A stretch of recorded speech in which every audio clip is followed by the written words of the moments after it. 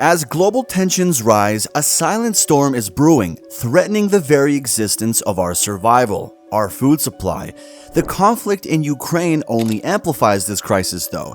It's brought rising food prices, malnutrition, and the potential for much worse. It threatens to tip tens of millions of people over the edge into mass hunger and famine. So in today's video, we'll try to answer the question of just how fragile is the global food supply chain. We'll explore the challenges posed by climate change, geopolitical tensions, and unsustainable practices, shedding light on the fragility that threatens the very system we depend on for sustenance. So welcome to Profit Protection, where we talk about all the topics important for investing, like technology and geopolitics. So before we get into it, hit the subscribe button for more videos like this in the future. But before we dissect the potential fragility of the global food supply chain, it's crucial to comprehend the intricate web that sustains us.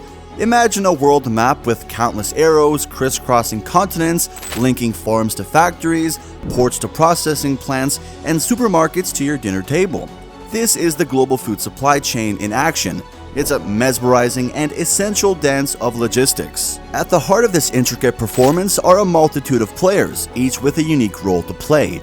Farmers, the unsung heroes, cultivate crops and raise livestock, pouring their sweat and toil into the soil.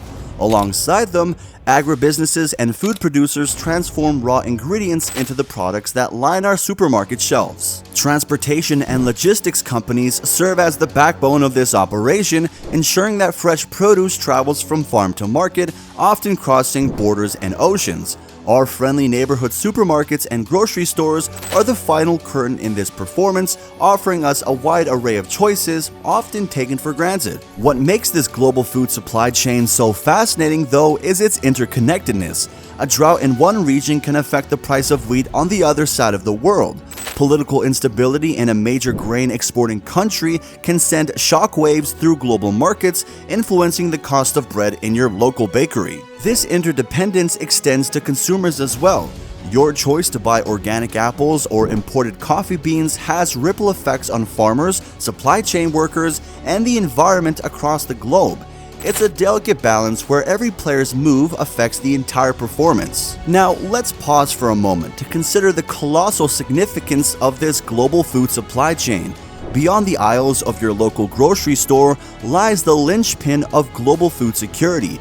It's a daunting task ensuring that nearly 8 billion people have enough to eat every day. Yet it's a task that the food supply chain has taken on time and time again. From the bustling streets of New York City to the remote villages of sub-Saharan Africa, the food supply chain is the guardian of a fundamental human right: access to sustenance. It's the backbone of our civilization, allowing societies to flourish, children to grow, and dreams to be realized. One of the most menacing adversaries that the global food supply chain faces is climate change.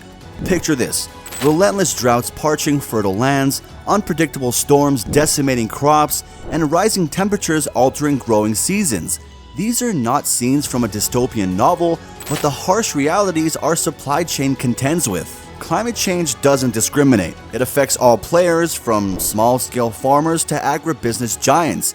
Take, for instance, the severe droughts that have plagued California, the heart of American agriculture. In recent years, water scarcity has forced farmers to abandon fields, impacting the availability and price of staple foods nationwide. Geopolitical conflicts and trade disruptions are another sword hanging over the food supply chain's head.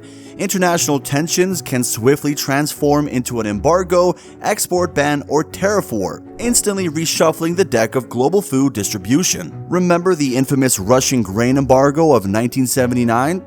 Neither do I, but apparently it caused a surge in wheat prices worldwide, leaving countries scrambling for alternatives. More recently, trade disputes between the United States and China have rocked agricultural markets, with farmers caught in the crossfire. The over-reliance on monocultures, large-scale cultivation of a single crop variety, may seem like a cost-effective strategy, but it's a precarious one. Monocultures are vulnerable to pests and diseases, which can spread like wildfire through genetically uniform crops. In the 1990s, the outbreak of a fungal disease known as Tropical Race 4 devastated global banana plantations. It spread rapidly due to the uniformity of banana crops, raising concerns about the resilience of monoculture-dependent food systems. Transportation and distribution are the arteries through which food flows from farm to fork. Try saying that 5 times fast. Any disruption along these routes can lead to chaos. Natural disasters like hurricanes or earthquakes can damage critical infrastructure, disrupting the timely delivery of food. A glaring example is the aftermath of Hurricane Katrina in 2005. The destruction of ports and railways disrupted the supply chain, leaving New Orleans and the surrounding areas grappling with food shortages for weeks. These vulnerabilities are not hypothetical scenarios. They are grim chapters in the history of the global food supply chain. They underscore the fragility of a system that, while resilient, is far from invincible. When the global food supply chain falters, the repercussions are swift and merciless. Food shortages become a grim reality as disruptions ripple through the chain. Shelves once brimming with fresh produce and pantry staples stand bare. And it's not just about scarcity, it's about affordability. During the 2007-2008 food crisis, triggered by a combination of factors including adverse weather conditions, biofuel production, and market speculation, food prices skyrocketed. Wheat prices, for instance, surged by 130% within a year, pushing basic staples beyond the reach of many. The world watched as protests erupted in several countries, highlighting the volatile relationship between food availability and social stability. The food supply chain is the lifeline of global food security. When it weakens, so does our ability to feed the world's burgeoning population. As vulnerabilities in the chain expose themselves, the specter of food insecurity looms large. The Global Report on Food Crises of 2021, published by the Food Security Information Network, painted a grim picture. It estimated that a staggering 155 million people in 55 countries faced acute food insecurity, with conflict and weather-related shocks being the primary drivers. These numbers underscore how fragile the balance between abundance and scarcity truly is. Food scarcity and price spikes don't just lead to empty stomachs, they can fuel social unrest and economic turmoil.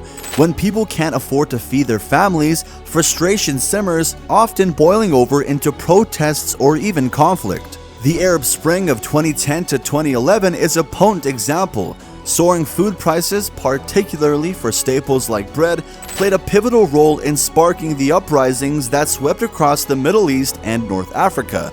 This cascading effect of a fragile food supply chain highlights its intricate connections to global stability. Well, let's start with why we didn't have a famine yet, because it's really, avoiding famine, big deal. Number one, Mother Nature was the kindest she has ever been in recorded history, and every agricultural zone in the world had good weather this last year. Second, the sanctions were designed intelligently. They technically don't touch fertilizer at all. So a lot of the industrial infrastructure in Russia dates back to the 1960s, particularly the petrochemical system that deals with the fertilizer processing. And so we only had reductions of 20 to 40% from the Russian space. And then when the Russians lost the ability to export natural gas, they also lost the ability to export ammonium. So the Europeans, for the most part, have stopped producing nitrogen-type fertilizer themselves because they used Russian inputs. So all of that added up to significant shortages in production globally. But everybody had a reserve, and most countries have now drawn down that reserve. So we're entering this year in a significantly worse position than we did last year, but no one's tank is completely dry yet. I've got some very big concerns for this year. When you're talking about places like Latin America, Sub-Saharan Africa, not the Middle East. So Latin America, Sub-Saharan Africa, South Asia, Southeast Asia, and Australia, none of them have any phosphate, and none of them have any potash locally except for like Chile. So they really are dependent on export from this region. But we've had a year, and in that year, a few new suppliers have managed to spin out. Normally it takes 3 years to bring a phosphate or a nitrogen facility online, and about 10 years for potash. And companies and countries have started to increase their output to incrementally take bites out of that. So as long as the Russian stuff doesn't fall off the market in a hot second, this will be relatively contained. But with Nord Stream offline, Europe is no longer part of the solution. And if we get into the spring and natural gas demand picks back up because of China, then a lot of East Asia can't be part of the solution because they use LNG to make natural gas-based nitrogen fertilizer. And the Canadians are doing everything they can to speed up potash development, and they're hoping they can do it in 7 years instead of 10. So we're still right on the edge, and it doesn't take a very creative crisis to tip us into the disaster zone. So we're talking about the sanctions being strategically set up so that there were enough things coming, both on energy and food, enough flows to have everybody muddle through. At some point, if the Russians are not making progress, do they sort of adopt scorched earth policy and just say, we're cutting it off? It's entirely possible. This war is not about economics for the Russians. From their point of view, if they can't reestablish the forward crustal defense that the Soviet Union had, they will disappear from this earth. And they're right. Their demographics are terminal. This was always going to be the last century of the Russian ethnicity. And they feel, and I think rightly, that if they can't forward position, then they're going to be fighting internal rebellions at home, because probably now 1 in 3 Russian citizens is no longer ethnically Russian. And the non-Russian ethnics have very high birth rates, while the Russian ethnics have very low birth rates. So they really do see this as the twilight of their lives, and they're right. So if we get to a position where the Russians feel that the leverage makes sense, of course they'll do it. But from the European point of view, they're not going to force the issue as a unit, as a European Union. But there's still the possibility that some country, like in Italy or Latvia, will just decide, enough is enough and start going after the maritime cargo. And that'll destroy the insurance picture for the entire region.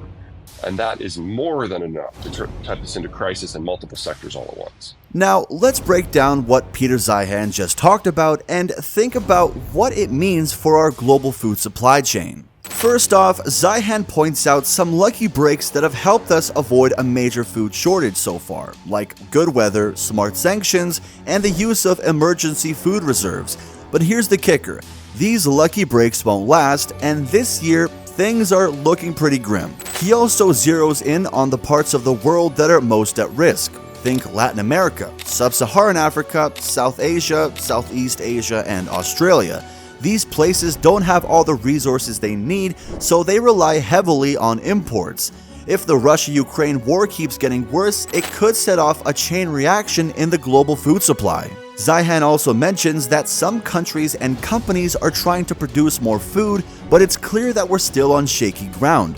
Europe can't pitch in like it used to, and East Asia might be too wrapped up in the natural gas game to help out. So yeah, things are pretty fragile. Not to mention that as Russian supplies eventually dry up, we'll need to get creative and find new ways to keep the essential stuff coming. This might mean teaming up regionally, coming up with new tech, or rethinking how we do farming and manage resources. The war in Ukraine certainly hasn't helped with the economic recovery the world was trying to make after COVID, and with prices rising as a result, it's safe to say that your average consumer isn't out of the woods quite yet. The concept of a global food supply chain itself is still a relatively new concept, albeit centuries of trading between the continents. And as we've learned in just the past century, the reliability of an interconnected world really depends on everyone getting along, or at the very least, tolerating each other. The less fortunate parts of society and places around the world are yet to truly benefit from the abundance of food around the world, and with hiccups in the system, they're set to experience even more hardship than before.